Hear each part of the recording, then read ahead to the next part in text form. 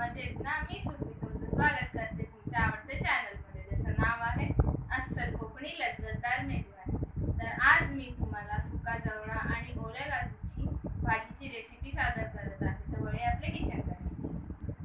जर तुम्हाला माझा व्हिडिओ आवडला असेल तर प्लीज लाईक करा, शेअर करा आणि सबस्क्राईब करा माझ्या चॅनलला आणि बेल आयकॉन वाजवायला विसरू नका। जसे जसे मी नवीन व्हिडिओ अपलोड करीन तसं तुम्हाला नोटिफिकेशन येईल। आज मी सुका जवळा घालून काजूची भाजी बनवणार आहे। तर त्यासाठी साहित्य काय लागतं ते बघूया। इथे हा जवळा मी थोडा तव्यावर भाजून घेतलाय आणि तो मी पाण्यामध्ये भिजत घालून ठेवलाय 10 मिनिटं। त्याच्यानंतर हे वाटण आहे, वाटणामध्ये खोबरं, कांदा, आलं, लसूण, कोथिंबीर हे आहे आणि खोबरं, कांदा वगैरे मी भाजून घेतले आणि मिक्सरला बारीक करून घेतले। त्याच्यानंतर हे मीठ आहे चवीनुसार, हा गरम मसाला आहे थोडासा अर्धा चमचा, पाव चमचा हळद आहे, ही तिखट आहे 1.5 चमचा। त्याच्यानंतर इथे कापलेले 2 कांदे आहेत बारीक चिरलेले, टोमॅटो आहे बारीक चिरलेला 1 छोटा, कढीपत्ता आपल्याला लागणार आहे थोडासा, कोथिंबीर आहे कापून घेतलेली आणि हे काजूचे गर आहेत ते मी 5 मिनिटं फक्त पाण्यात उकळून घेतले आणि त्याच्यामध्ये मी थोडंसं मीठ घालून ठेवलेलं चव लागण्यासाठी। तर आता आपण या काजूंना सोलून घेणार आहोत। आता आपण पहिले हे काजूचे गर आहेत ते आपण वरची साल आहेत ती काढून घेणार आहोत।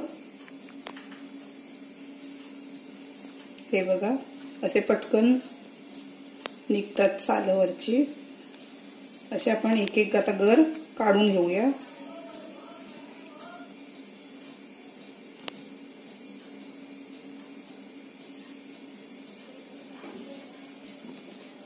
काजू मी सोलून घेतले, त्याची वरची सालं काढून टाकलेत आणि हे गर काढून घेतले आणि 2 ते 3 वेळा मी स्वच्छ पाण्याने धुवून घेतले, कारण त्याच्यावरती चीक असतो तो घशाला खवखवतो, त्याच्यामुळे आपण हे धुवून घ्यायचे स्वच्छ काजू। तर आता आपण त्याची भाजी करणार आहोत। आता गॅसवरती मी कढई ठेवले आणि थोडंसं तेल टाकलंय त्याच्यामध्ये आणि तेल पण आता गरम झालंय। तर त्याच्यामध्ये मी हा चिरलेला कांदा टाकते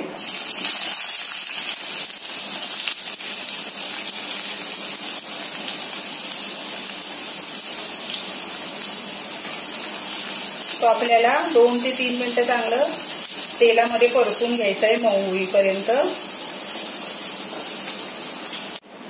कांदा आता चांगला मऊ झालाय तर त्याच्यामध्ये मी टोमॅटो टाकते आणि कढीपत्ता पण टाकते थोडा,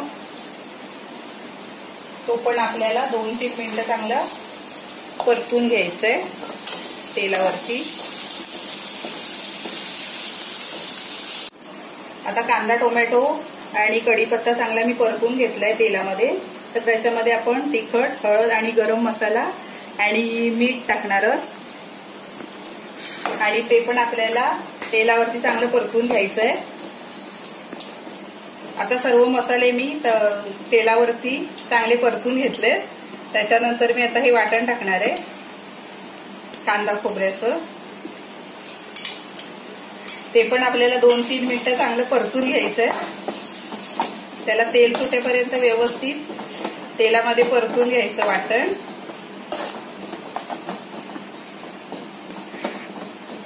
वाटण आणि आपलं मसाले ते चांगले मी परतून घेतले। तर त्याच्यामध्ये मसाला खाली लागू नये याच्यासाठी मी थोडंसं पाणी घालते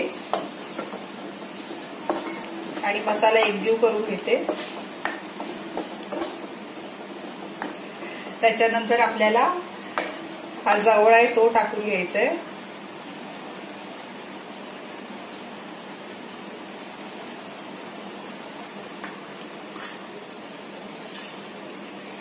तो पण आपल्याला एकजीव करून घ्यायचा आहे त्या मसाल्यांमध्ये आणि थोडंसं पाणी घालून आपल्याला हा मसाला पूर्ण 10 मिनिटं शिजवून घ्यायचा आहे। त्याच्यानंतर आपण 10 मिनिटांनी काजू घालणार आहोत।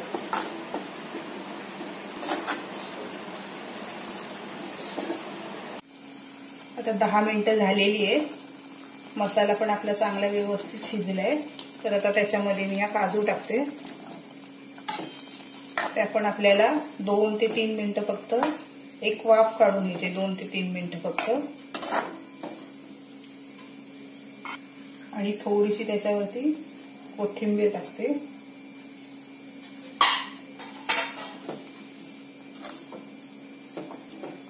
ती पण चांगली व्यवस्थित मिक्स करून घ्यायची. 2 ते 3 मिनिटांनंतर आपली भाजी तयार होईल. आणि कमी गॅसवरती आपल्याला ही वाफ काढून घ्यायची. आता आपली सुक्या जवळ्यामधली काजूची भाजी तयार आहे. तर ती तुम्ही नक्की करून पहा. आणि ही भाजी खायला इतकी सुंदर लागते. आणि ही भाजी काजूची भाजी पण मी मागे एक रेसिपी टाकली होती. पण आता मी मुद्दाम ही सुक्या जवळ्यामधली काजूची भाजी बनवली. तर ती तुम्ही नक्की करून पहा.